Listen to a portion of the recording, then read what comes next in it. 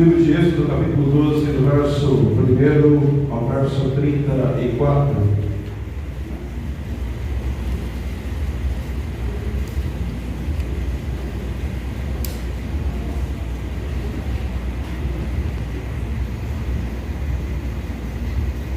Êxodo, capítulo 12, do verso 1 ao verso 34, pessoas sentadas, mas com toda a reverência à palavra. Acompanhe comigo a leitura do texto que diz assim: disse o Senhor a Moisés e a Arão na terra do Egito: este mês será o principal dos meses, será o primeiro mês do ano. Falará toda a congregação de Israel, dizendo aos reis deste mês: cada um tomará para si um cordeiro, segundo a casa dos pais, um cordeiro para cada família. Mas se a família for pequena para um cordeiro, então convidará a ser o seu vizinho mais próximo, conforme o número das almas, conforme o que cada um puder comer, para aí calculareis quantos bastem para o cordeiro. O cordeiro será sem defeito, macho de um ano, podereis tomar um cordeiro ou um cabrito, e o guardareis até o 14º dia desse mês, e todo o ajuntamento da congregação de Israel o imolará no crepúsculo da tarde. Tomarão do sangue e o porão em ambas as ombreiras e na verga da porta, nas casas em que o comerem. Naquela noite comerão a carne assada no fogo, com pães asmos e ervas amargas a comerão. Não comereis do animal nada cru, nem cozido em água, porém assado ao fogo a cabeça, as pernas e a fressura. Nada deixareis dele até pela manhã, o que porém ficar até pela manhã, queimá-lo-eis. Dessa maneira o comereis lombos cingidos, sandálias nos pés, e cajado na mão, comê-los-eis à pressa, é a Páscoa do Senhor. Porque naquela noite passarei pela terra do Egito, e ferirei na terra do Egito todos os primogênitos, desde os homens até os animais, executarei juízo sobre todos os deuses do Egito, eu sou o Senhor. O sangue vos será por sinal nas casas em que estiverdes. Quando eu vir o sangue, passarei por vós, e não haverá entre vós praga destruidora quando eu ferir a terra do Egito. Esse dia vos será por memorial, e o celebrareis como solenidade ao Senhor nas vossas gerações. O celebrareis por estatuto perpétuo. 7 dias comereis pães asmos. Logo ao primeiro dia tirareis o fermento das vossas casas, pois qualquer que comer coisa levedada, desde o primeiro dia até o 7º dia, essa pessoa será eliminada de Israel. O primeiro dia haverá para vós outros santa assembleia, também ao 7º dia tereis santa assembleia. Nenhuma obra se fará dela, exceto o que diz respeito ao comer, somente isso podereis fazer. Guardai, pois, a festa dos pães asmos, porque nesse mesmo dia tirei vossas hostes da terra do Egito. Portanto, guardareis esse dia nas vossas gerações, por estatuto perpétuo. Desde o dia 14 do primeiro mês, à tarde comereis pães asmos até a tarde do dia 21 do mesmo mês. Por 7 dias não se ache nenhum fermento nas vossas casas, porque qualquer que comer o pão levedado será eliminado da congregação de Israel, tanto o peregrino como o natural da terra. Nenhuma coisa levedada comereis, em todas as vossas habitações comereis pães asmos. Chamou, pois, Moisés todos os anciãos de Israel e disse: escolhei e tomai o cordeiro segundo as vossas famílias, e molai a Páscoa, tomai o molho de sopo, molhai no sangue que estiver na bacia, e marcai a verga da porta e suas ombreiras com o sangue que estiver na bacia. Nenhum de vós saia da porta da sua casa até pela manhã, porque o Senhor passará para ferir os egípcios. Quando vir, porém, o sangue na verga da porta e em ambas as ombreiras, passará o Senhor aquela porta, e não permitirá ao destruidor que entre em vossas casas para vos ferir. Guardai, pois, isso por estatuto para vós outros e para vossos filhos para sempre. E uma vez dentro da terra que o Senhor vos dará, como tem dito, observai esse rito. Quando vossos filhos os perguntarem que rito é esse, respondereis: é o sacrifício da Páscoa ao Senhor, que passou por cima das casas dos filhos de Israel no Egito, quando feriu os egípcios e livrou as vossas casas. Então o povo se inclinou e adorou. E foram os filhos de Israel e fizeram isso, como o Senhor ordenara a Moisés e Arão, assim fizeram. Aconteceu que à meia-noite feriu o Senhor todos os primogênitos da terra do Egito, desde o primogênito de Faraó, que se assentava no seu trono, até o primogênito do cativo que estava na enxovia e todos os primogênitos dos animais. Levantou-se Faraó de noite, ele, todos os seus oficiais, todos os egípcios, e fez-se grande clamor no Egito, pois não havia casa em que não houvesse morto. Então, naquela mesma noite, Faraó chamou Moisés e Arão e disse: levantai-vos, saí do meio do povo, tanto vós como os filhos de Israel, e servi ao Senhor, como tendes dito. Levai também convosco vossas ovelhas, vosso gado, como tendes dito, ide-vos embora, e abençoai-me também a mim. Os egípcios apertaram o povo, apressando-se em lançá-los fora da terra, pois diziam: todos morreremos.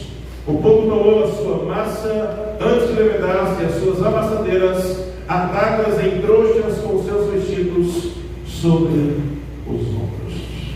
Vamos orar. Pai, nós agradecemos ao Senhor por essa noite. Agradecemos ao Senhor pelo privilégio que temos de louvar, exaltar, bendizer o Teu nome. E agora, ó Deus, estamos diante da Tua palavra.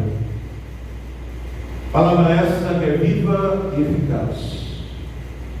Palavra essa que é capaz de penetrar o mais profundo do nosso ser, e nós clamamos em nome de Jesus. Que Teu Espírito Santo abra o nosso coração, abra a nossa mente, abra o nosso entendimento para podermos compreender a Tua palavra, e acima de tudo nós queremos viver a Tua palavra para a glória do Teu nome. Nós oramos, nós clamamos em nome de Jesus. Amém. Pessoas, eu gostaria de nessa noite tratar com você sobre quando a Páscoa foi instituída pelo povo de Israel enquanto ainda estava no Egito.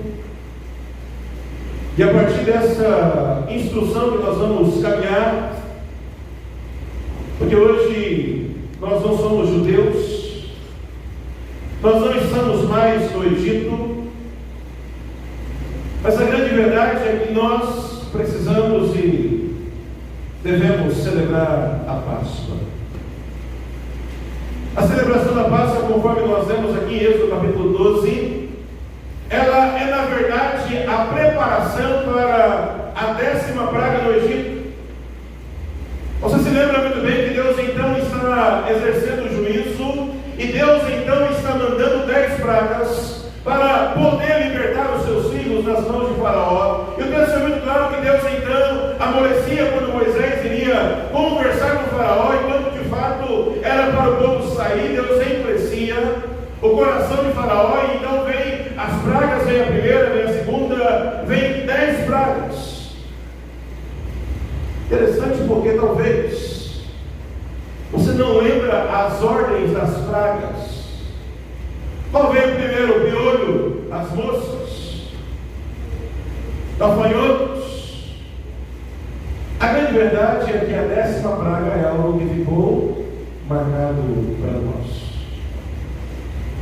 Se eu perguntar para você nessa noite, para você enumerar na ordem que os fatos aconteceram, talvez nós não conseguimos trazer aqui conforme a Bíblia traz a primeira, a segunda, a terceira, mas se eu perguntar aqui a 10ª, todo mundo sabe que é a morte dos primogênitos.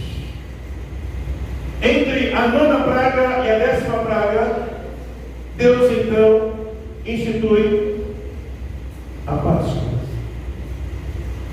E me chama a atenção porque quando você quer fazer um memorial de uma pessoa, por exemplo, você faz uma estátua, não é assim? Quando você quer fazer um memorial de um evento, você então cria um ritual.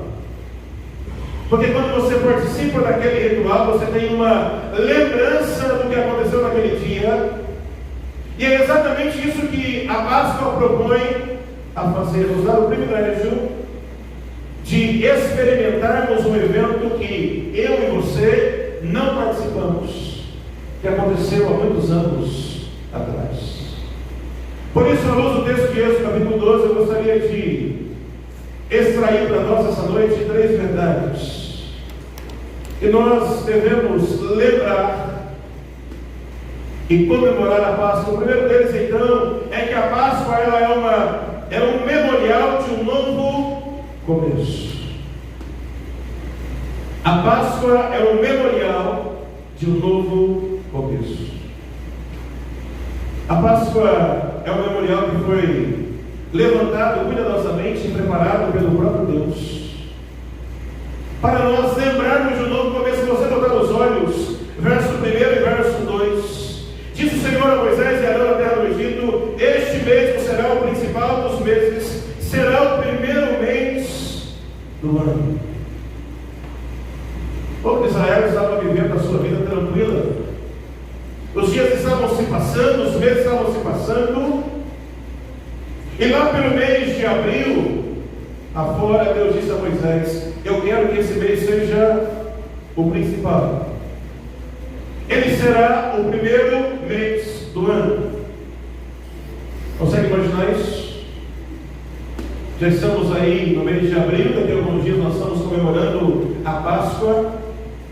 Deus então vira para Moisés e para Arão e diz: olha, a partir de agora, o mês de abril vai ser o primeiro mês do ano.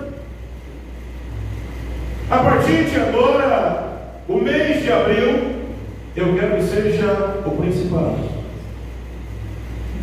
Isso aqui de fato foi uma mudança drástica. Eles estão no final de março, início de abril, e agora a ordem do Senhor é que eles deveriam fazer desse mês que se tornasse o mês de janeiro. Isso é uma coisa bastante drástica. Não devemos pensar que simplesmente foi o momento em que Deus estava fazendo uma coisa drástica. Eu não sei quantos sabem, mas no Egito eles não seguiam o calendário que nós seguimos. Eles não tinham semanas de 7 dias, por exemplo. O calendário do Egito era de 10 dias. Ou seja, o mês para eles tinham 3 semanas de 10 dias sem intervalo, sem finais de semana. Então, o ciclo que eles estavam vivendo durante 40 anos impôs sobre eles uma dinâmica completamente diferente. E eu creio que trazer novamente o início do ano para aquela data, começar a celebrar envolvendo a questão de 7 dias, era uma maneira de Deus trazer novamente as coisas como foram desde o princípio. Você se lembra muito bem da criação? Deus cria todas as coisas em 6 dias e no 7º dia ele descansou. Agora no Egito eles têm uma semana de 10 dias, mudaram completamente o calendário, mudaram completamente as ordens das coisas. E esse aqui, irmãos, é o primeiro ponto. A Páscoa não é simplesmente uma celebração, mas ela é uma celebração que puxou o início do ano, ou melhor, empurrou o início do ano para o mês de abril. Esse será o primeiro mês do ano. E ao fazer isso, deixou uma marca inquestionável ao calendário, na organização da vida das pessoas que viveram desde aqueles dias. Gostaria de chamar a sua atenção, porque isso não foi uma mudança que nós diríamos, por exemplo, aqui no Brasil, que não pegou.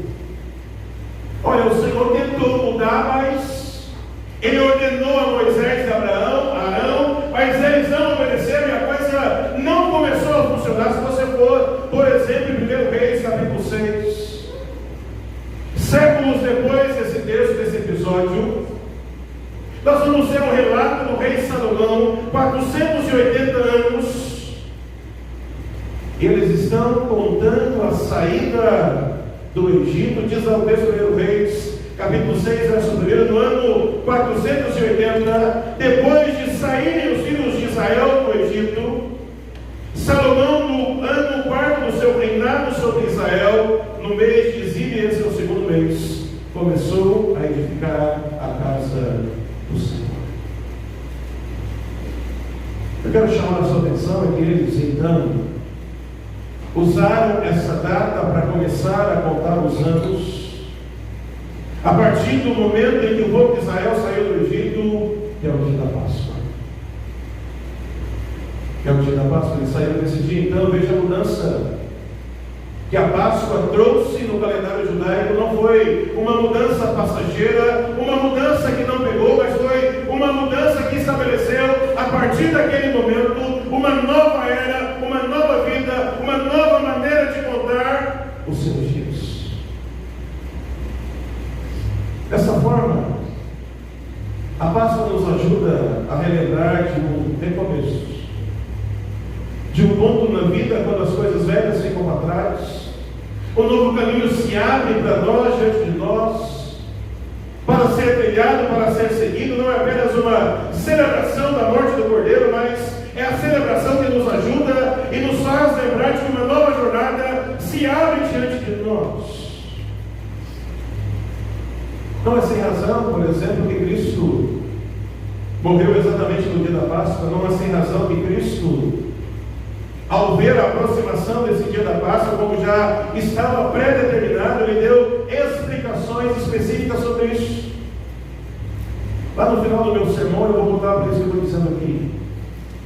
Nós vamos usar o texto de Lucas. Mas eu quero chamar a sua atenção que esse fator de recomeço, o que ele nos ensina? Bote seus olhos comigo, verso 3.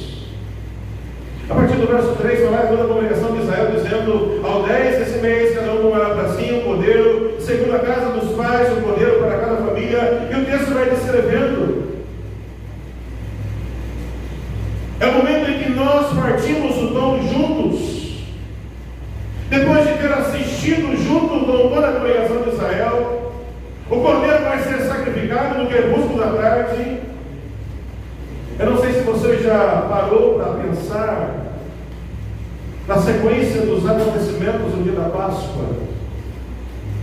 Se não me permita aqui nessa noite lembrá-lo,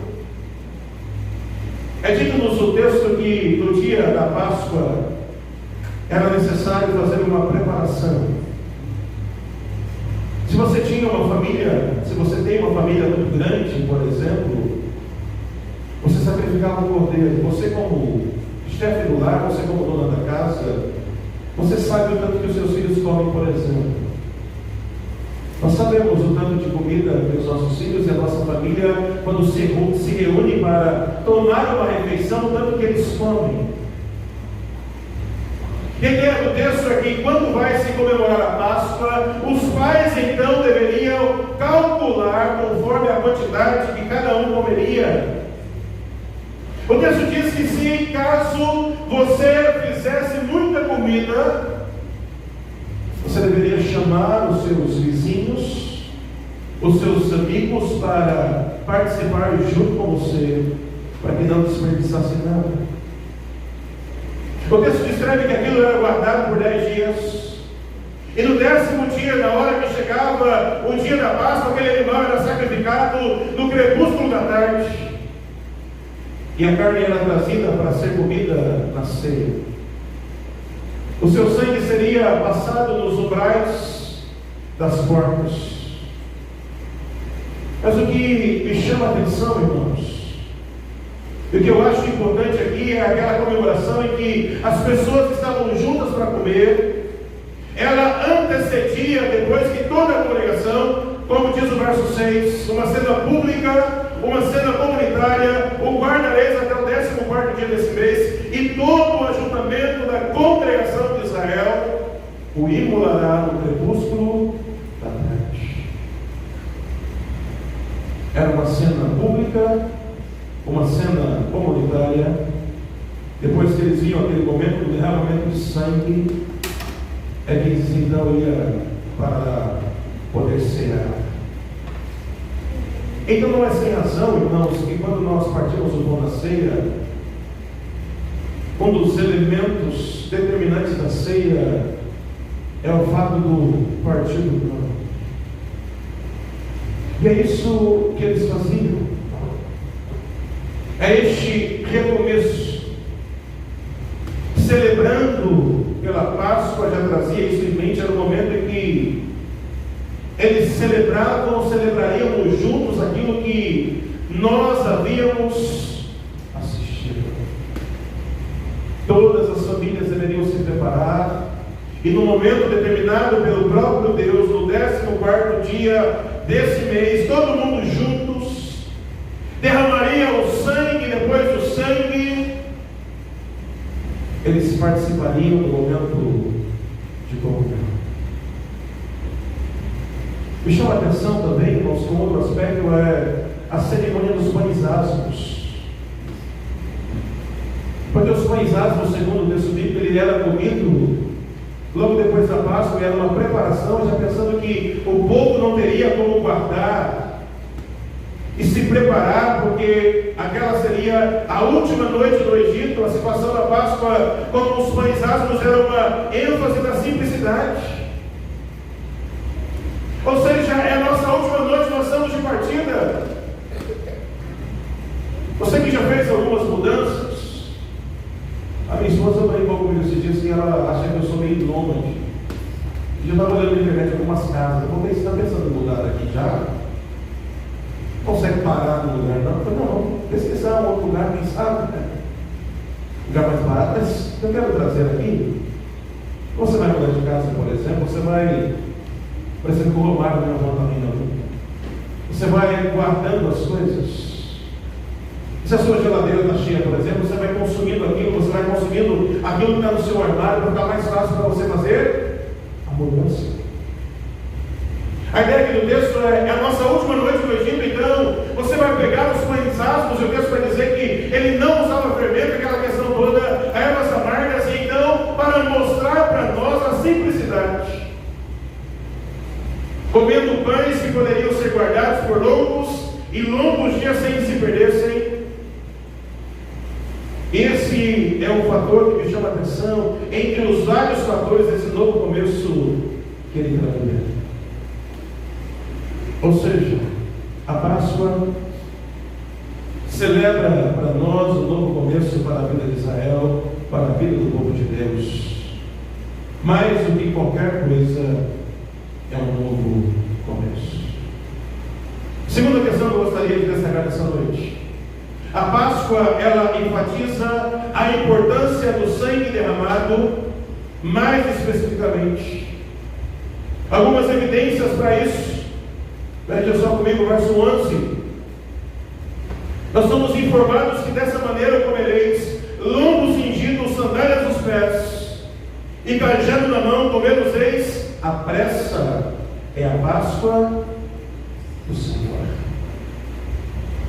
Me chama a atenção porque a Páscoa tinha esse elemento de pressa. Não era para sentar na mesa, junto com a família e com muita calma, fazer a sua refeição.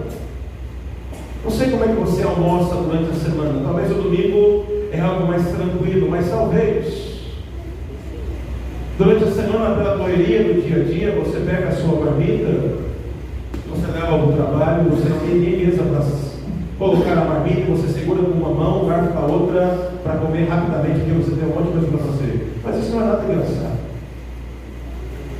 Na verdade, o gostoso não é sentar com calma. A brincadeira do Douglas ontem, da toalha da mesa, coloca a toalha da mesa bonitinha, família toda em volta da mesa, e você senta com calma, com tranquilidade, você come, desfruta de um momento de comunhão.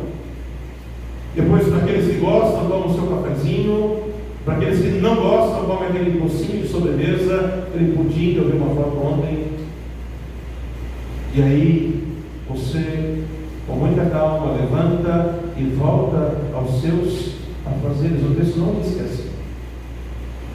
Presta atenção, o texto diz: você vai comer lombos cingidos, mas coloque a sandália dos pés, cajado na mão, coma depressa. Ou seja, ele está com um prato de comida na mão, e com a outra mão ele está pegando o cajado e ele está comendo, mas esteja com pressa. Talvez uma ideia aqui para ficar mais claro para nós é aquilo que muitas vezes acontece: está no horário do seu filho pegar o ônibus para ir para a escola, você chamou ele 1 milhão de vezes, ele não levantou, e já está o ônibus quase passando e ele vai perder. Então você vai lá, ajuda, o menino está comendo, você está colocando o sapato, jogando a mochila nas costas, abrindo a porta e empurrando para fora. Ele precisa sair, mas ele ainda está comendo. Trajeto todo do ônibus, ele está com o pãozinho, o tortinho comendo, porque ele não conseguiu comer em casa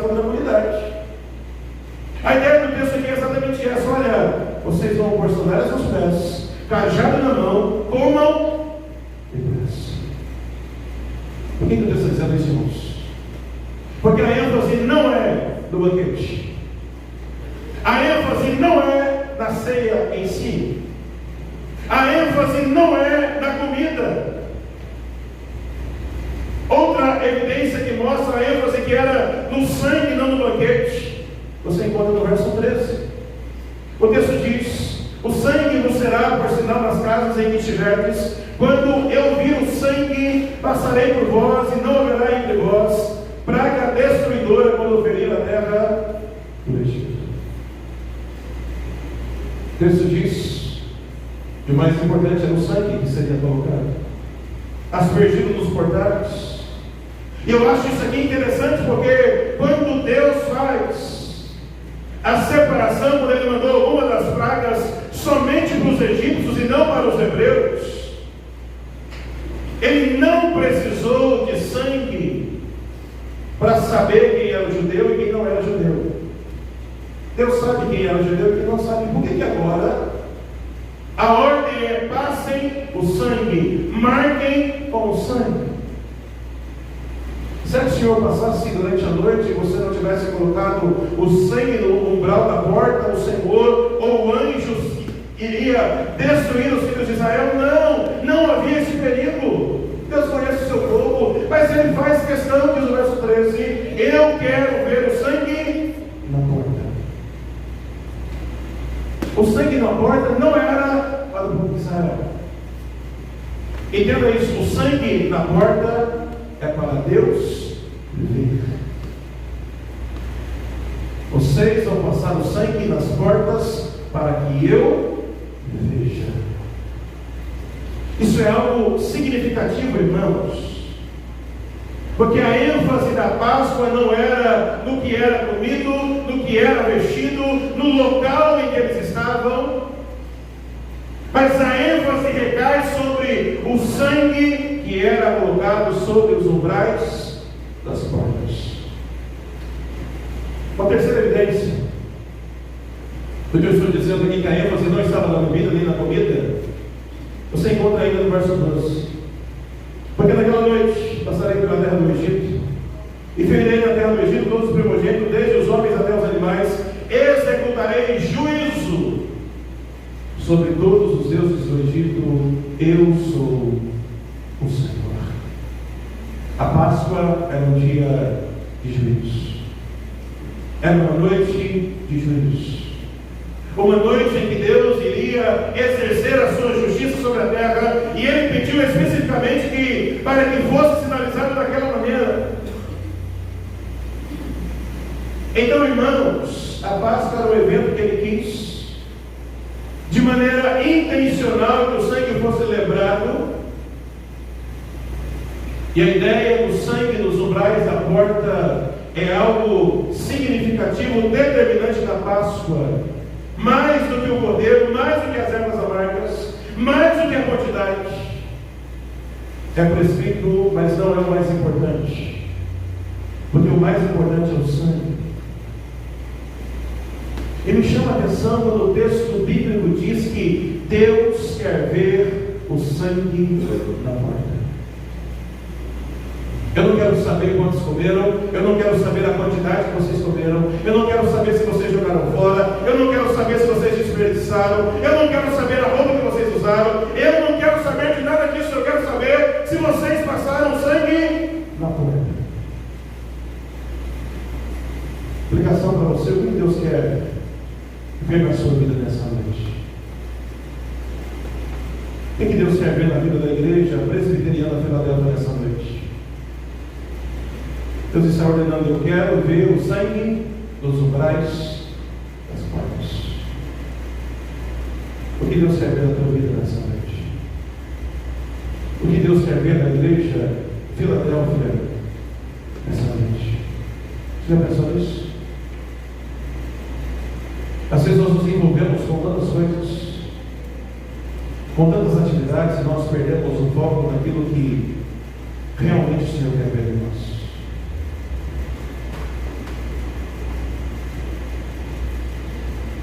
O Senhor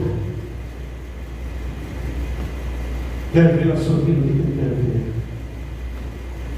O que você tem para mostrar para o Senhor nessa noite? Mas em terceiro lugar, irmãos, e último, a ênfase da Páscoa é que a Páscoa é uma celebração memorial perpétua. Ou seja, ela não é para ser substituída, ela não vai ser extinta, ela não vai ser prorrogada, ela é uma celebração memorial perpétua. Como eu disse lá no início da minha fala, se você quer fazer o memorial de uma pessoa, você constrói uma estátua. Se você quer fazer o memorial de um evento, você cria um ritual. E a finalidade da Páscoa é tornar-se realmente um rito memorial. Gostaria que você olhasse comigo o verso de número 24. Êxodo capítulo 12, a partir do verso 24, olha. O texto nos mostra a importância da Páscoa e por que Deus quis que ela se tornasse um memorial. A partir do verso 24 ao verso 27, guardai-vos, pois isso por estatuto para vós outros e para vossos filhos para sempre, e uma vez dentro da terra que o Senhor vos dará, como tem dito, observar esse rito, quando os vossos filhos vos perguntarem, que rito é este? Respondereis: é o sacrifício da Páscoa ao Senhor, que passou por cima das casas dos filhos de Israel no Egito, quando feriu os egípcios e livrou as nossas casas.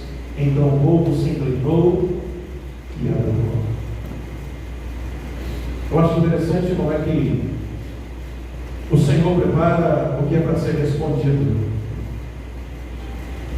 Quando o seu filho vier e lhe perguntar: o que é isso? O cordeiro imolado? O Senhor nos dá a resposta. Vocês, pais, responderão: é o sacrifício da Páscoa ao Senhor. Meus irmãos, envolver as crianças, os nossos filhos na Páscoa, é algo altamente pedagógico. Ela mostra que Deus já fez a celebração da Páscoa pensando na curiosidade que os filhos teriam a respeito daquele evento. Talvez aquilo que para nós é tão comum, tão normal, os nossos filhos não é. Por que nós estamos fazendo isso? Os filhos vão perguntar: por que mataram a ovelhinha tão branquinha, tão bonitinha, tão cheirosa? Então vai haver a pergunta dos filhos e a resposta é o sacrifício da Páscoa. Veja que Deus entende a Páscoa como sacrifício. Sacrifício feito ao Senhor. E aí é dito o conceito importante a ser lembrado. Eles viram e eles entenderam como sacrifício, porque Deus passou por cima da casa dos filhos de Israel quando feriu os egípcios. Nós podemos concluir disso tudo para os dias de hoje. Nós não somos judeus. Como é que então nós vamos celebrar a Páscoa hoje? Por 1400 anos, Moisés, que nasceu, segundo os estudiosos, no ano de 1440, mais ou menos durante 1400 anos, o povo judeu comemorou a Páscoa anunciando a importância do sacrifício perfeito. 1400 anos, cujo sangue, quando visto por Deus, nos livraria do juízo. Eles celebraram e lembraram disso por 1400 anos. E finalmente, irmãos, esse Cordeiro perfeito veio ao mundo na pessoa de Cristo. Ele foi identificado por João Batista: eis o Cordeiro de Deus que tira o pecado do mundo. Então ficou claro, ele foi morto no dia da celebração da Páscoa, para ficar mais claro ainda a associação de Cristo como o Cordeiro Pascal. E a sua ressurreição nos trouxe para uma nova vida, que ele era o que a Páscoa originalmente afirmava. O que mais me chama a atenção, irmãos, é que, sabendo disso, no dia da Páscoa, Jesus faz algumas modificações, algumas adaptações que somente Ele poderia fazer. E por isso eu gostaria de convidá-lo a ver a sua Bíblia junto comigo, no Evangelho de Lucas, no seu capítulo 22. Abra a sua Bíblia lá comigo. Evangelho de Lucas, no seu capítulo 22. Porque Jesus vai nos dizer no dia da Páscoa, é o mesmo dia em que ele seria preso, crucificado e seria morto. Lucas capítulo 22, a partir do verso 19, nós temos aqui o relato da ceia. É Jesus quem está agindo, é Jesus quem está falando. E olha só o que ele diz, Lucas capítulo 22, verso 19 e verso 20: tomando o pão, tendo dado graças, o partiu e deu, dizendo: isso é o meu corpo oferecido por vós, fazer isso em memória de mim. Semelhantemente, depois de cear, tomou o cálice, dizendo: este é o cálice da nova aliança, do meu sangue derramado em favor de vós. Ele não tomou ervas amargas, ele não tomou nenhum pedaço de carne. O texto diz que ele pegou um pedaço de pão, o partiu e deu aos seus discípulos, dizendo: isso é o meu corpo oferecido por vós, fazei isso. Fazer isso, que irmãos? O que ele está dizendo? O que é esse isto? É distribuir? Não. Isso aponta para o fato de ele quebrar o pão, ele partiu o pão. Essa expressão, partir o pão, ela vem do Êxodo, ela aparece depois, lá na igreja primitiva, diz que eles partiam o pão juntos. Então esse ato de partir o pão na hora da ceia é simbólico, porque ele fez isso e ele diz para que nós fizéssemos isso em memória dele. Fazei isto em memória de mim. Mas aí você poderia me perguntar: e o cordeiro? Por que Jesus não falou sobre o cordeiro? Já que ele é o cordeiro que tira o pecado do mundo, ele poderia ter dito: vocês estão vendo esse cordeiro? Se lembram do cordeiro que foi morto na tarde? Agora nós estamos aqui com os umbrais, com sangue e tudo mais, mas ele não falou nada sobre o cordeiro. Por que ele não falou? Por uma razão muito óbvia. O cordeiro estava vivo ali na presença dele, ele era o cordeiro de Deus. E o partir do pão, na linguagem de Jesus, substitui o ato em que ele é entregue, como ele diz: este é o meu corpo oferecido por vós. Quando você parte o pão, você está simbolicamente fazendo essa alusão ao corpo de Cristo que foi entregue. E é isso que ele pede que façam em memória de mim. Quando você vai tomar da ceia, você vai tomar pouco. Um pedaço de pão já vem cortado, os diáconos já cortaram do tamanho que você vai pegar e você vai comer. Mas para você pegar esse pão do tamanho que você vai pegar, para você comer, ele foi preciso ser partido. Senão cada um de nós receberíamos um pão grande e você ficaria mastigando esse pão até acabar o culto, até ir para casa. Já imaginou você pegar um pão grande? O pão foi partido. O Senhor o partiu e disse: fazer isso em memória de mim, ou seja, é simbólico. Segunda coisa, nesse verso 20 ainda, Jesus continua dizendo, Deus diz: semelhantemente, depois de cear, tomou o cálice, dizendo: este é o meu cálice da nova aliança, do meu sangue derramado em favor de vós. Perceba, ele não falou nada de umbrais, ele não falou nada sobre porta, Ele não falou nada sobre anjo que passou no Egito e destruiu os primogênitos. Ele não falou nada disso. Entenda, não é que Jesus está jogando todas essas coisas fora, mas é que todas essas coisas apontavam para Ele. E uma vez que Ele veio, não há mais necessidade de celebrarmos essas coisas, mas é hora de celebrarmos aquele que é a concretização dessas coisas. Então a nova aliança, firmada não somente nas simbologias do Antigo Testamento que apontavam para Cristo, mas agora é uma aliança firmada na pessoa de Cristo que veio, que se oferece, que vive, que morre, mas ressuscita ao terceiro dia, e está à direita de Deus intercedendo por mim e por você. Por fim, pastor, como é que nós vamos celebrar a Páscoa hoje? Em primeiro lugar, cristãos não celebram a chamada Pessah. O que é Pessah? O termo hebraico para a Páscoa, que é passagem.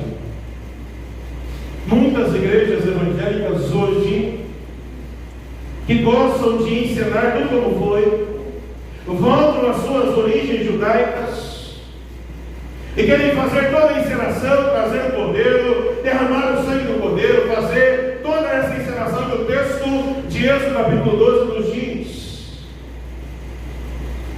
Mas irmãos, nós não somos judeus, para começar. Você sabe qual a razão principal para não comemorarmos o Pessah, mas comemorarmos e lembrarmos da Páscoa, especificamente da ceia?